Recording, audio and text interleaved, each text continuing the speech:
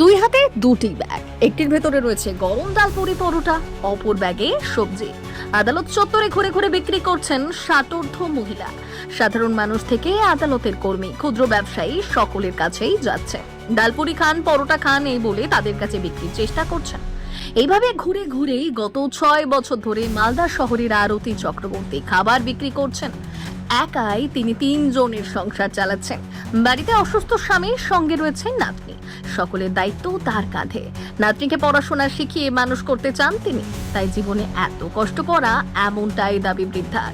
নাদের মালদা শহরের একটি স্কুলে 6ষ্ঠ শ্রেণীর ছাত্রী, আর বৃদ্ধার নাম আরতি চক্রবর্তী। স্বামী অপূর্ব চক্রবর্তী, তাদের বাড়ি বর্ধমান জেলায়। গত 6 বছর আগে মালদায় নাতনিকে নিয়ে চলে আসেন। কারণ দুর্ঘটনার জেরে বৌমার মৃত্যুর পর রোজগারের টানে চলে আসতে হয়। মালদা শহর ভাড়ায় থাকতেন তিনি। রাজ্যকে ডালপুরি পরোটা তৈরি করেন আরতি চক্রবর্তী, তারপর সেগুলি নিয়ে বেরিয়ে পড়েন বিক্রির জন্য। স্বামী অসুস্থ, তাই কাজ করতে পারছেন না। সকালবেলা মালদা শহরের রথবাড়ি মার্কেটে হাতে ব্যাগ নিয়ে বেরিয়ে পড়েন খাবার বিক্রির উদ্দেশ্যে। দুপুর হতেই চলে আসেন মালদা জেলা আদালত চত্বরে। সেখানেই ঘুরে ঘুরে বিক্রি করেন তার নিজের হাতে তৈরি খাবার। তিনি চান সকলেই যেন তার কাছে খাবার কিনে খায়, তাহলেই তিনি তার নাতনিকে মানুষ করতে পারবেন। টুকটাক রোজগার হচ্ছে, কোনোদিন সম্পূর্ণ খাবার বিক্রি হয়, আবার কোনো দিন বেঁচে যায়। তবুও লড়াই চালিয়ে যাচ্ছেন তিনি। এতদিন সরকারি কোনো সাহায্য পাচ্ছিলেন না, তবে বার্ধক্য ভাতার জন্য আবেদন করেছেন। আশা করছেন স্বামী সহ তার বার্ধক্য ভাতা হয়ে যাবে। আপনি প্রতিদিন যে পুরি বিক্রি করেন, কিরকম বিক্রি হয়? আবার যেমন করতে পারি, 1 কেজি 1.5 কেজি আটার করলে পরে সেরকম লাভ হয়। প্রতিদিন কত টাকা সেল হয়? ও কত হবে, 300-400 টাকা এরকম মাল নিয়ে আসি। এইভাবে পুরি বিক্রি করেন কেন? এই করে না করলে আমার চলবে না। আমাকে, আমার স্বামী অসুস্থ, নাতনি আছে, এগুলো তো করতে হবে না। ছেলে মেয়ে নেই আপনার? না, কি হয়েছে? মারা গেছে অ্যাক্সিডেন্ট। কেন? অ্যাক্সিডেন্টে মারা গেছে। কেন? কোথায় গেছিল তারা? ওরা চেন্নাই যাচ্ছিল। পরীক্ষা দিতে? তারপর কি হয়েছিল? ওই অ্যাক্সিডেন্টে মারা গেছে।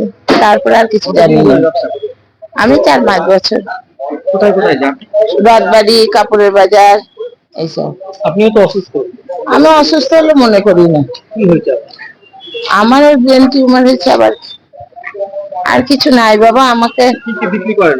আমি লুচি, রুটি, খিচুড়ি, মুড়ি সব রকমের বিক্রি করি।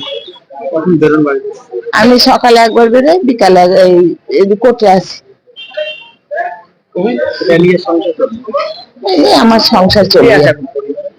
পরিবার তো আমার নাতনি, আমার স্বামী, আর কেউ নেই। মাসিকে দেখি, মাসি ডেইলি আসে, এসে রুটি বিক্রি করে, রুটির সঙ্গে তরকারি বিক্রি করে এবং লুচি। এবং উনি সবাইকে বলে যায় যে আমার কাছে খাবার আসে, এবং উনি খুব হার্ড ওয়ার্ক করে, রান্না করে নিয়ে এসে বাড়ি থেকে এসে নিয়ে ওনার পায়ে ফ্র্যাকচার আছে, এবং ওনার বাড়িতে ওনার হাজব্যান্ড নাকি যে ক্যান্সারের পেশেন্ট। তো উনি মানে প্রত্যেক দিন ওনাকে ইঞ্জেকশন নিতে হয়। তো ইঞ্জেকশনের জন্য ওনাকে ডেইলি টাকা মানে ওষুধ কিনতে হয়।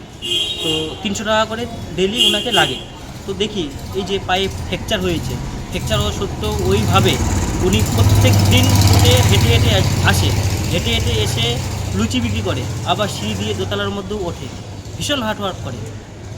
কেমন কিভাবে দেখছেন বিষয়টা? আমরা দেখেছি কোর্টের মধ্যে প্রায় আসে, প্রায় এসে উনি মানে কম বেশি করে ডেইলি আসে, এসে উনি লুচি, রুটি, তরকারি বিক্রি করে। কতদিন ধরে দেখছেন? মোটামুটি 2 মান্থ।